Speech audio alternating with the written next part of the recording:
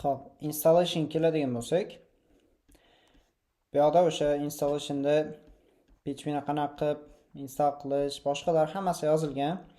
O'sha PHP ni web server install qilish, PHP ni o'rnatish, database, MySQL ni o'rnatish hammasi yozilgan. Bularga hali MySQL databaselarga shu aytganimizdek keyin to'xtalamiz. Hozirda faqat o'sha klonlab o'zlaringda run qilsalaring, mana shuni hammasini o'sha proyekt ichida ko'rib ketamiz. Xo'p, W3 Schools o'zida bunaqa window oynasi bor. Ya'ni runga kiradigan bo'lsak, bu o'sha HTML o'qiydi, CSS, JavaScript hamma tilda o'qiydi. Masalan, bu yerda I love PHP, masalan, bu yerda I love PHP bo'lsa, bu o'sha generate qilib beradi. Buni o'zimizda kodini ko'radigan bo'lsak, tushunarliroq bo'lishi uchun, hop, index PHP ga, home PHP ga o'tamiz. Tak.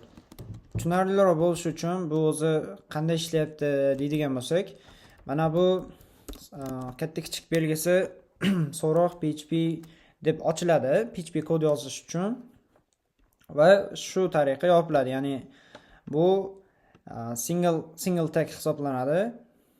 Ya'ni yolg'iz tag hisoblanadi. Masalan, title ochuvchisi bor, yopuvchisi bor, ya'ni ikkita. Bu bittalik tag ichida yoziladi. Xo'p, o'zgaruvchi kiritilyapti. Hali W3 Schools bu yerda variableslari endi bergan.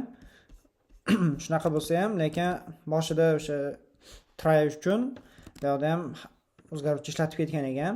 Xo'p, bu o'zgaruvchi mavzusiga hali yana bir to'xtalamiz. Asosiy ko'radigan narsamiz HTML ichida mana bu tarzda PHP ochiladi va shu tarzda yopilib, orasida bizni o'zimizni o'sha PHP kodlarimiz yoziladi. Xo'p, buni natijani ko'rsak, men hozir buni o'zgartirib qo'yganman. Bu home bo'lishi kerak. I love PHP. Ya'ni mana bu o'zgaruvchiga tenglab echoga I love PHP chiqyapti. Xo'p, W3 Schoolsda davom etamiz.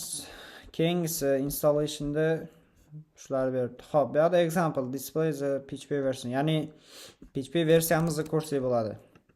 Mana shu kod orqali ochamiz. O'sha aytganimdek, bunday PHP bunday.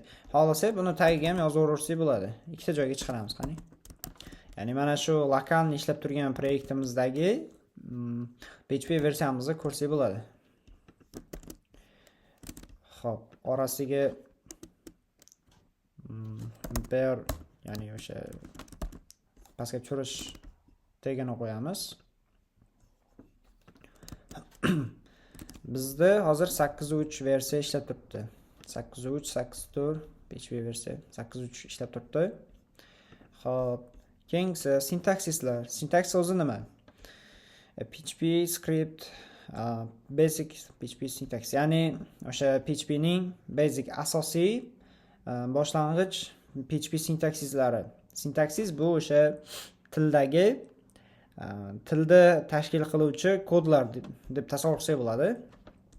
Masalan, mana hozir aytdik, bu single kod, ya'ni PHP script bu boshlanadi bu bilan PHP kodimiz yozish uchun bu bilan boshlaymiz va bu yerda PHP kodimiz yoziladi va bu bilan yopiladi. Ya'ni tugallanishi o'sha boshidagi katta kichikni teskarisi va so'roq bilan yopilib PHP kodimiz yoziladi. Default file extension, ya'ni o'sha default PHP fayllar uchun .php bilan fayl tugaydi. Xo'p, bu yerda o'sha hozirgi holatimizga olib kelish uchun bizga kodlar bergan. Xo'p, echo. Mana buni ko'rsak bo'ladi. Echo bu o'sha bizdagi natijani brauzer oynasiga kod, PHP kod ichidan chiqarib berish, ya'ni HTML kabi chiqarib berish. Biz buni ko'radigan bo'lsak,